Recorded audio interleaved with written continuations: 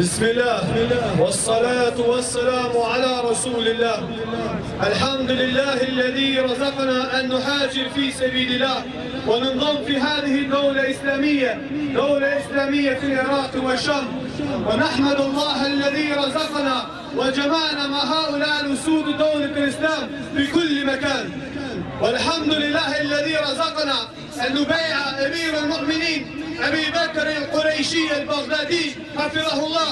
يا أميرنا، لقد بيعنا على السمع والطاعة وبيعنا على الموت، فامضي بنا حيثما أمرك الله. ونقول للطواغيت والكفار في كل مكان، نحن نقول لكم كما قال إبراهيم عليه الصلاة والسلام لأبيه: إنا براء منكم ومما تعبدون من دون الله، كفرنا بكم وبدا بيننا وبينكم العداوة والبغضاء أبدا حتى تؤمنوا بالله وحده. ونقول لكم كما قال النبي صلى الله عليه وسلم: إنما جئناكم بذبح فأبشروا يا أيها الكفار. والله العظيم لنطهر الجزيرة منكم يا أيها الأنجاس، ونفتح البيت المقدس منكم يا أيها اليهود، ونفتح روما نحن كبني إسحاق، فنفتح روما والأندلس بإذن الله تعالى.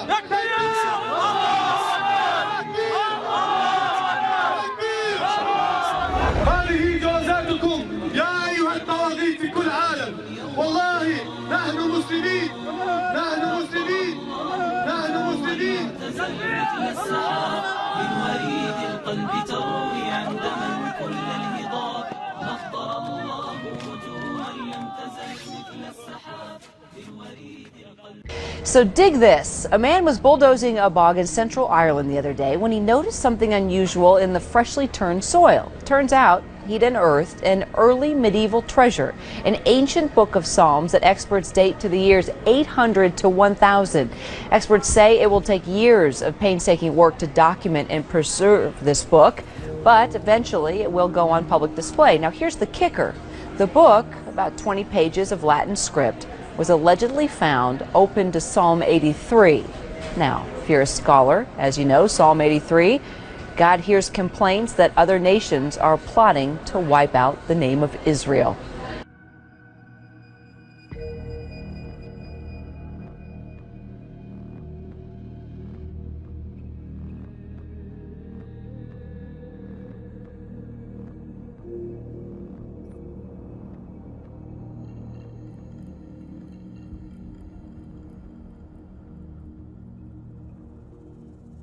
O Assyrian, the rod of mine anger, and the staff in their hand is mine indignation. I will send him against an hypocritical nation, and against the people of my wrath will I give him a charge, to take the spoil and to take the prey, and to tread them down like the mire of the streets. Howbeit, he meaneth not so, neither doth his heart think so, but it is in his heart to destroy and cut off nations not a few. For he saith, Are not my princes altogether kings? Is not Calno as Carchemish? Is not Hamath as Arpad? Is not Samaria as Damascus? As my hand hath found the kingdoms of the idols, and whose graven images did excel them of Jerusalem and of Samaria, shall I not, as I have done unto Samaria and her idols, so do to Jerusalem and her idols? Wherefore it shall come to pass, that when the Lord hath performed his whole work upon Mount Zion and on Jerusalem, I will punish the fruit of the stout heart of the king of Assyria and the glory of his high looks.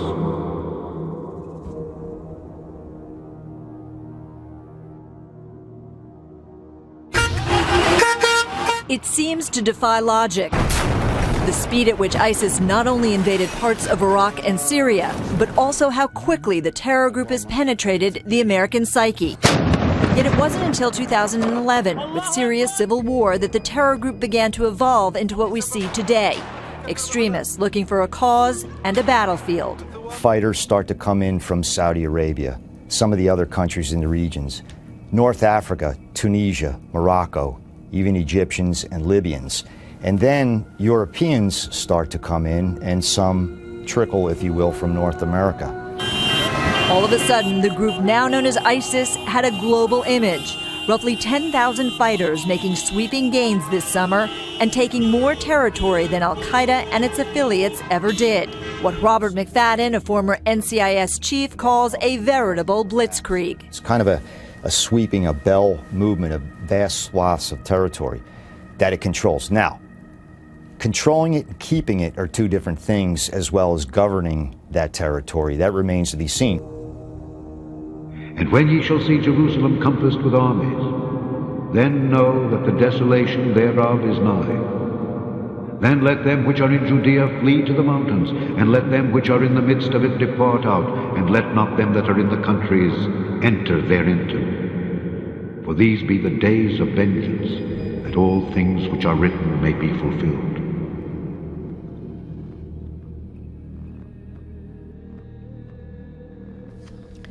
Unknown gunmen have killed at least 5 Egyptian soldiers and policemen in 2 separate attacks in the north of the volatile Sinai Peninsula.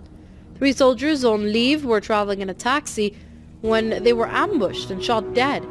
The other incident happened in Rafah, in which gunmen stopped a car carrying 2 police conscripts and killed them.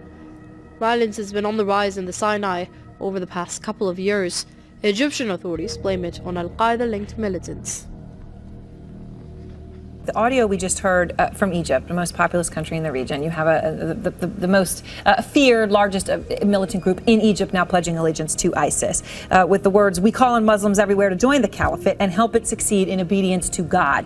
Why is that so significant, that you now have the most feared terrorist group in Egypt joining forces with ISIS? This is Anza Bait al-Maqdis. It's a powerful jihadist group in Egypt. It was formed in 2011. It's grown stronger because of the crackdown of the generals on Islamists. It's been able to recruit because of that. It's mainly based in the Sinai region. Why should we be so concerned about it? They could start going after American tourists in Egypt right now. ISIS wants them to do that to retaliate for these US airstrikes against ISIS in Syria and Iraq. This group, Ansar Bait al-Maqdis, they already killed an American back in the summer in a carjacking. Which, by the way, is a pretty frightening thing when you consider the fact that, at least by our understanding, ISIS in Syria may only have 2 Americans at this point, one of them a woman, that they are desperately, one would imagine, looking for Americans. So if they are able to find another place to find them, that would be empowering for them.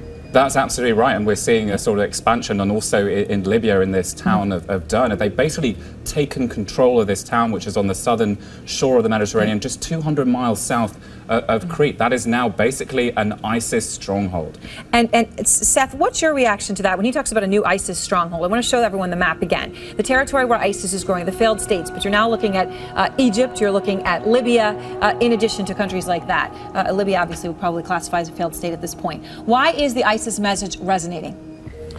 Well, Aaron, I just came back from this region and South Asia as well, looking at this question. And I would say one of the things that people have taken note of, including both in Libya and in Egypt, is that they've conducted battlefield successes. Unlike al-Qaeda, which has been pushed back in Pakistan, which has been pushed back in Somalia with al-Shabaab and in Yemen, what ISIS has done is increased its control of territory really since June. I mean, it's been pushed back in a few areas, but that progress on the ground against Iraq and against a U.S.-backed and a coalition-backed Iraq is something that gets people's attention, and has actually, what we're seeing is this competition now between al-Qaeda in some of these areas and ISIS reaching out to jihadist groups on the ground.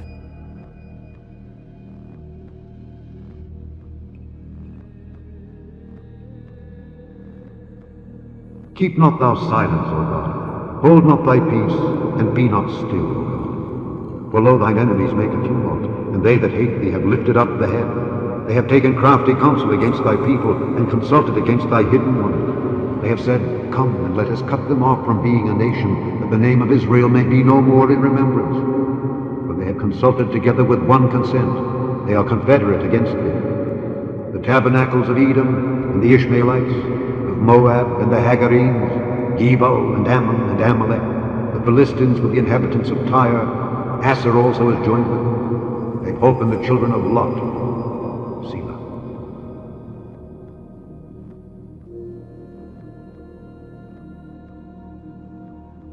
ISIS is not only gaining support in places like Egypt. Jim Sciutto is out front. And Jim, you know, the ambition here is for an Islamic state. How far does ISIS now reach? Well, Aaron, they've got a good start. As you know, they have this base now in Syria and Iraq. They started in Iraq as Al-Qaeda in Iraq, moved over to Syria, kind of blossomed in Syria, then swept down through Iraq earlier this year. Barbara spoke about concerns now that it is establishing a base in Egypt, here in the Sinai Peninsula, but also they have established a base in the town of Darna in Libya. Why is this happening now? One, it's a product of success. Success breeds success. There's success in establishing the Islamic State here as energized support in other countries. But two, and here's the interesting thing, Aaron, it's also returning fighters who are originally Egyptian, went to fight in Syria for ISIS. When they go home, that's when they try to form a base of support there and then pledge allegiance to the original organization. Same thing happening in Libya. A lot of Libyan fighters fighting in Syria and Iraq for ISIS. When they return home, they establish their own base. So it's a different kind of threat of that returning foreign fighter than we've talked about before. So Jim, what is the concern for the West? Obviously, when you're looking at a place like Egypt, which I believe second biggest source of revenue is tourism, a lot of it from tourists from the West. You now have ISIS cells and operating, pledging allegiance there. When we've seen these tactics like beheadings, no doubt that is going to have an influence on tourism. But how concerning is this for the West? Extremely concerning. I'll tell you, when I speak to intelligence officials, this is one thing they watch, the number of failed states that are spreading around the region. When you look at them, Iraq, at least this portion of the country, largely a failed state. Syria, certainly so. Portions of Egypt now, questions of how much government control.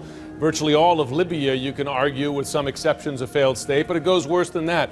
Yemen, this eastern part of Yemen, virtually under the control of extremist groups. Then, of course, you have concerns about tribal areas of Pakistan, portions of Afghanistan, and then down Somalia as well. All of those areas, potential bases and existing bases for extremist groups, make it a heck of a lot easier for them to train, to attract support, money, etc. And the concern is plot attacks on the West.